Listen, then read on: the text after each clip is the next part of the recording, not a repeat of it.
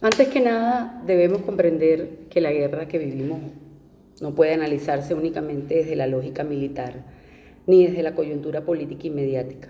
Lo que está ocurriendo ante nuestros ojos es una transformación histórica del alcance civilizatorio y con frecuencia observamos los acontecimientos internacionales como una sucesión de crisis aisladas. El conflicto de Ucrania, las tensiones en el Medio Oriente y la guerra en el Medio Oriente, la rivalidad entre China y Estados Unidos, la invasión a Venezuela.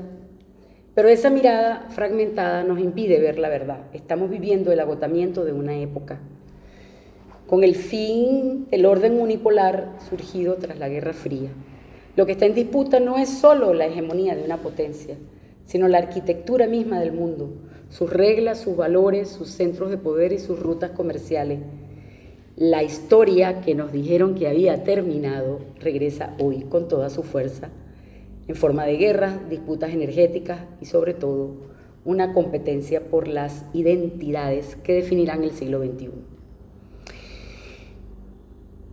Esa es la guerra hoy.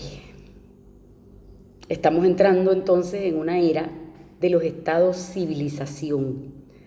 China, Rusia, India, Irán. Estas naciones no fundamentan su existencia solo en fronteras, sino en una memoria colectiva, una visión del mundo, una continuidad cultural de largo plazo, unos principios y unos valores. Y aquí surge la pregunta que define nuestro destino. ¿Puede Hispanoamérica convertirse también en un estado civilización? La respuesta está en el pensamiento de Simón Bolívar. El Libertador comprendió antes que nadie que la fragmentación de nuestra república era nuestra mayor vulnerabilidad. Su proyecto no era únicamente venezolano, era civilizatorio. Él entendió que la soberanía en el mundo moderno no depende solo de la voluntad política, sino de la escala estratégica y de la unidad. Hoy esa lección es vital. La guerra moderna no se libra solo en los campos de batalla, es una guerra híbrida contra la capacidad de adaptación de las sociedades. Se atacan los sistemas financieros, las cadenas logísticas y la cohesión cultural, los sistemas críticos de servicio, y sobreviven aquellas naciones que logran aprender más rápido, reorganizarse y mantener su dignidad intacta y su conatus y su nervio bélico. Por eso, frente a este escenario, Venezuela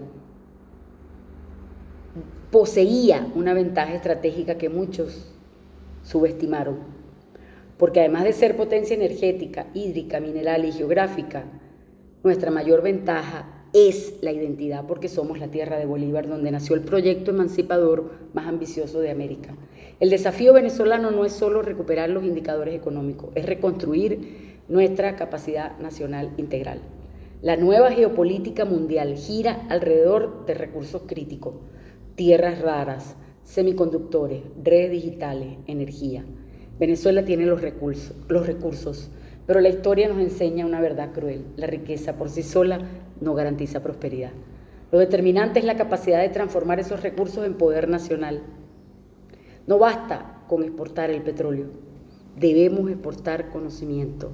No basta con poseer minerales, debemos desarrollar cadenas de valor industriales.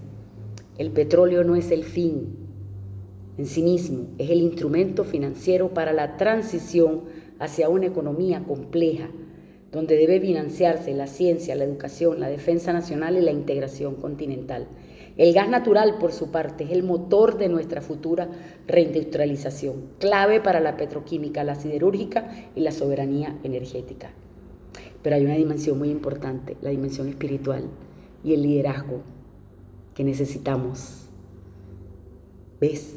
Eso es mucho más importante y mucho más profundo. La dimensión espiritual de la nación, porque los pueblos sobreviven cuando conservan una idea de sí mismos, cuando poseen una narrativa compartida y una misión histórica. La reconstrucción venezolana exige una visión de largo plazo.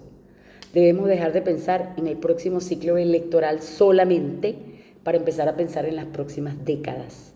El ciclo electoral es muy importante para la legitimidad, pero debemos estar pensando en cómo formar científicos, ingenieros, militares, empresarios, intelectuales que sostendrán a la nación en medio de las turbulencias globales que no serán cortas. décadas pasaremos en esto. Entonces, solo las naciones que desarrollen una resiliencia estratégica podrán preservar la soberanía. La competencia estratégica entre potencias continuará durante décadas.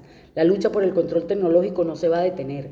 Solo estaremos seguros si comprendemos que nuestra soberanía depende de nuestra capacidad de ser una nación moderna, industrial y tecnológicamente autónoma. Pero además que nos sigan uniendo lazos de destino histórico. Eso es lo más importante. Hoy nos toca a nosotros completar la obra de Bolívar. Y eso no significa repetir las fórmulas del pasado, sino actualizar su visión para el siglo XXI. La pregunta fundamental de nuestro tiempo no es quién dominará el mundo, es qué civilizaciones tendrán la capacidad de sobrevivir, adaptarse y ofrecer un horizonte de sentido en medio de esta transición histórica. Venezuela tiene el potencial de convertirse nuevamente en uno de los centros articuladores de esa gran comunidad hispanoamericana soñada por el Libertador. Ese es el desafío, esa es nuestra responsabilidad y esa es la misión histórica que nos toca asumir. La historia nos está observando y nos va a juzgar. Nuestra capacidad de adaptarnos será nuestra victoria. Esa será nuestra gran victoria. Hacer realidad aquel sueño de unión, libertad, igualdad, justicia, ¿sabes? En términos de Estado-civilización, en términos de resiliencia estratégica, en términos de proyecto emancipador, ¿sabes? Eso es lo más importante que tenemos que comprender los venezolanos en medio del contexto de guerra que nos va a tocar vivir, al menos por las próximas décadas. Ahí se los dejo para la reflexión. Saludos.